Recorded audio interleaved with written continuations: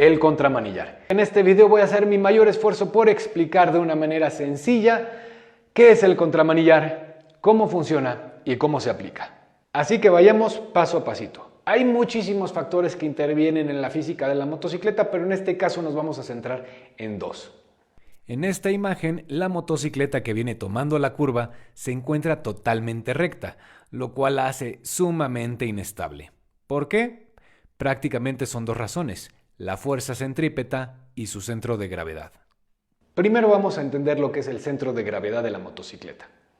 El centro de gravedad es el punto de equilibrio de cualquier objeto y está relacionado directamente con la estabilidad de la estructura. Y en el caso de esta motocicleta, su centro de gravedad estaría más o menos ahí.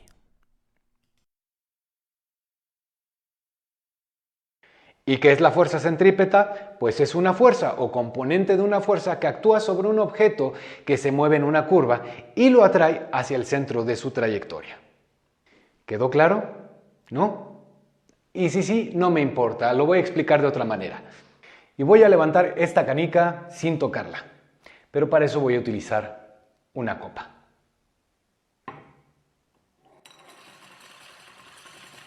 Como podemos ver, cuando muevo la copa y la superficie toca la canica, ejerce una fuerza sobre ella, y cuando la canica se empieza a mover, la copa empuja la canica hacia su centro, provocando que se mueva en círculos. Además, la copa es curva, no solo empuja la canica hacia el centro, sino también hacia arriba. Así que de nuevo, la fuerza centrípeta es aquella que actúa sobre cualquier objeto hacia el centro de su curvatura. Sin embargo, hay otro elemento del que regularmente se habla: la fuerza centrífuga.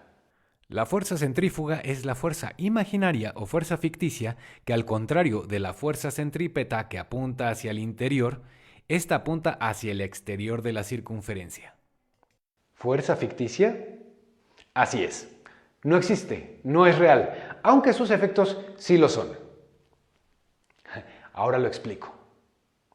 Cuando yo voy en el coche y giro en cualquier dirección, siento como hay una fuerza que me está empujando hacia el lado contrario al que estoy girando. Pero esta solo se percibe desde el punto de vista del objeto que está girando, y en este caso yo estoy sentado y amarrado al mismo. Pero es ficticia. Veamos lo siguiente. Imaginemos que voy suspendido dentro del coche y vuelo en línea recta a la misma velocidad que este. En el momento que el coche gira a la izquierda, por ejemplo, no voy a sentir ninguna fuerza, simplemente voy a ver cómo la ventana se aproxima hacia mí.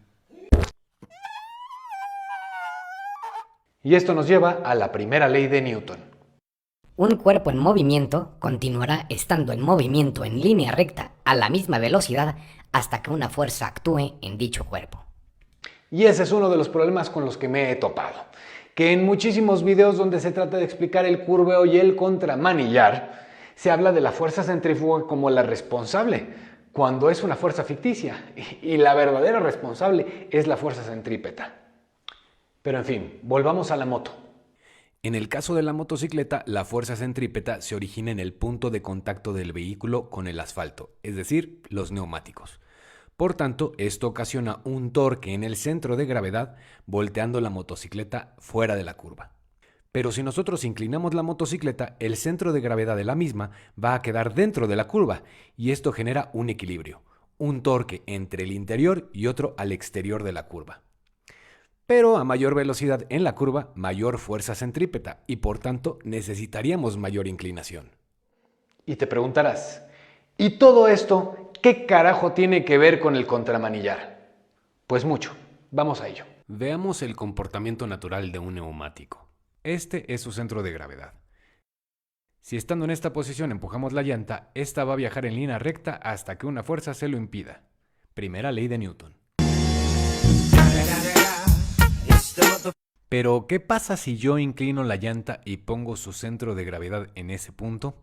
Y no solo eso, voy a apuntar su dirección hacia afuera. El neumático adopta una curva natural que balancea la fuerza centrípeta y el centro de gravedad. Pero en este caso la velocidad va disminuyendo, por lo cual la fuerza centrípeta es menor y el centro de gravedad del neumático la vence.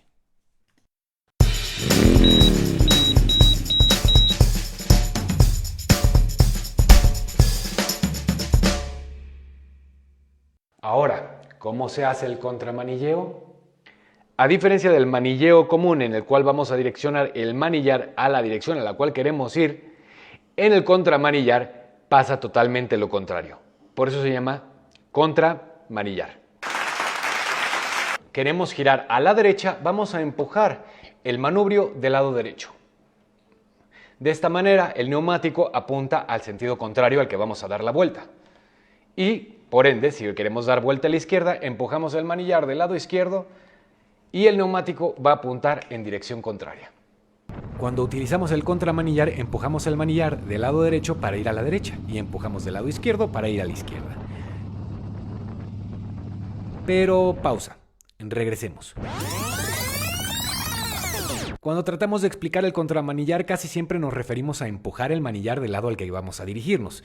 Pero si queremos ir a la derecha, también podemos jalar el manillar del lado izquierdo. Y si queremos ir a la izquierda, jalamos el manillar del lado derecho. El resultado es exactamente el mismo.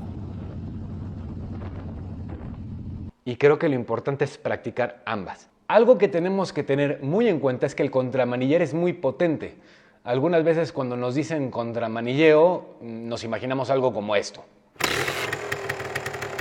Si yo voy a tomar una curva a la derecha o a la izquierda, basta con un leve toque de contramanillar. Es por esa razón que muchas veces es casi imperceptible el movimiento del contramanillar, porque no es algo exagerado. A mayor velocidad, mayor estabilidad, y la motocicleta lo que va a querer hacer es seguir en línea recta. Por tanto, cualquier movimiento que yo haga en el manillar va a perjudicar su trayectoria. Y en el caso del contramanillar, si yo muevo este a la izquierda, se va a ocasionar una fuerza centrípeta momentánea hacia el lado izquierdo, lo cual va a tumbar mi centro de gravedad hacia el lado derecho.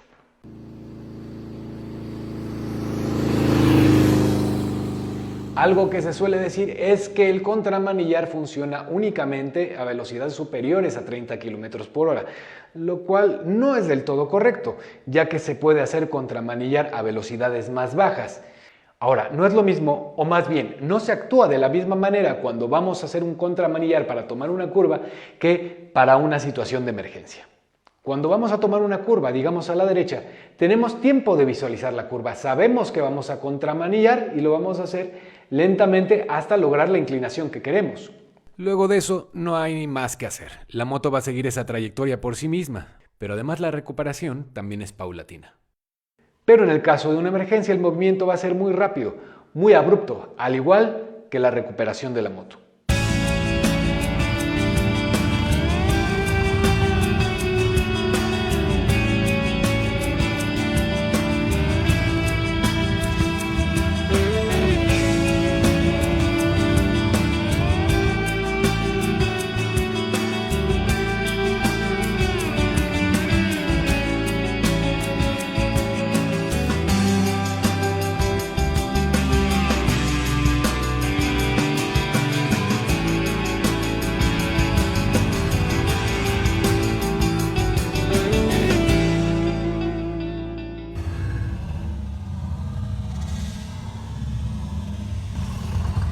A continuación vamos a ver el fragmento de un video muy conocido que ha dado la vuelta al mundo.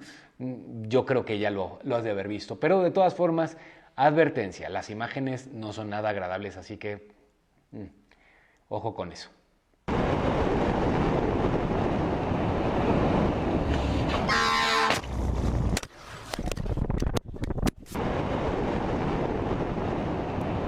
El saber controlar el contramanillar nos puede salvar la vida, es sumamente importante.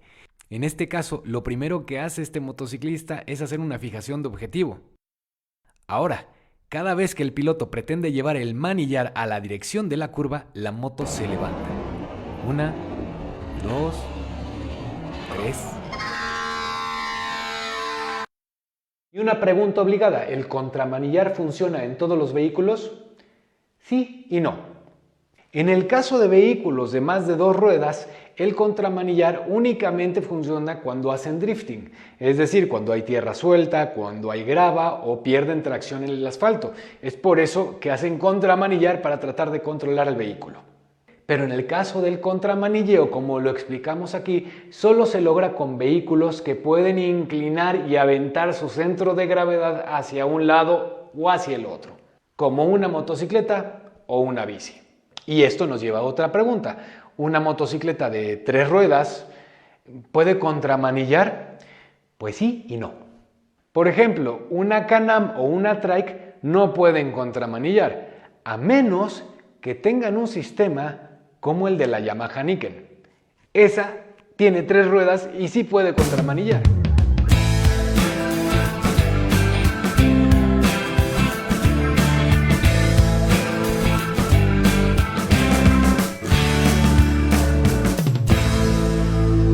Y a pesar de la física y todo el rollo que me aventé para explicar por qué funciona el contramanillar, eso es un proceso muy natural. Y lo hemos estado haciendo tanto en la bici como en la moto durante mucho tiempo, pero no éramos conscientes de ello. Lo único que debemos de hacer es practicarlo, sentirlo y no hacerlo algo súper consciente o tratar de llevarlo a un plano intelectual. Esto fue simplemente para explicar por qué y cómo es que funciona el contramanillar.